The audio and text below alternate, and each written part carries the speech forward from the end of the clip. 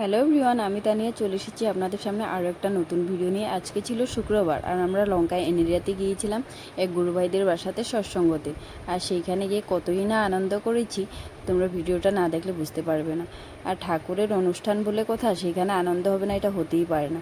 তো আমরা মোটামুটি 7:30টার দিকে বাড়ি থেকে বের হয়ে গেছিলাম, মানে 7টার দিকে বের হয়ে গেছিলাম, 7:30টার দিকে সৎসঙ্গ আরম্ভ ছিল আর কি। তো যাই হোক, চলো ফুল ভিডিওটা দেখো আর অনুষ্ঠানটা দেখে লাস্ট ফিনিশ একবার জয়গুরু বলে লিখে যেও।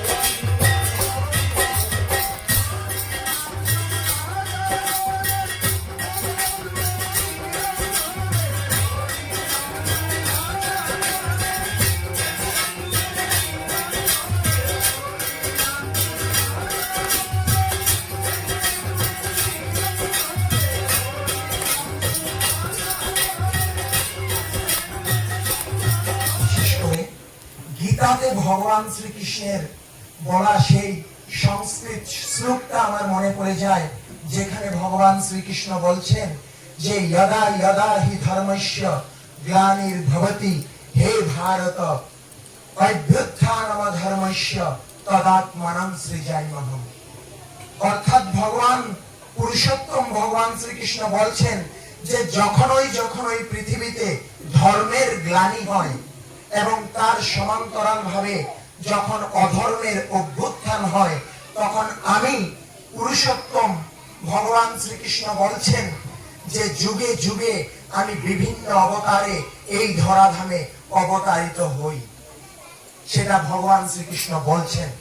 এবং সেই পরিপ্রেক্ষিতে আমরা দেখেছি যে কখনো যদি তিনি লীলা পুরুষোত্তম ভগবান শ্রীকৃষ্ণ রূপে, কখনো বা তিনি মর্যাদা পুরুষোত্তম ভগবান শ্রী রামচন্দ্র রূপে, কখনো আবার যদি তিনি বুদ্ধ হয়ে, কখনো আবার তিনি যিশু হয়ে, কখনো যদি তিনি শ্রী চৈতন্য রূপে, কখনো আবার তিনি শ্রী রামকৃষ্ণ রূপে, এইভাবে আস্তে আস্তে আস্তে আস্তে বর্তমানে আমরা তাকে পেলাম যুগ পুরুষোত্তম পরম প্রেমময় শ্রী শ্রী ঠাকুর অনুকূল চন্দ্র রূপে।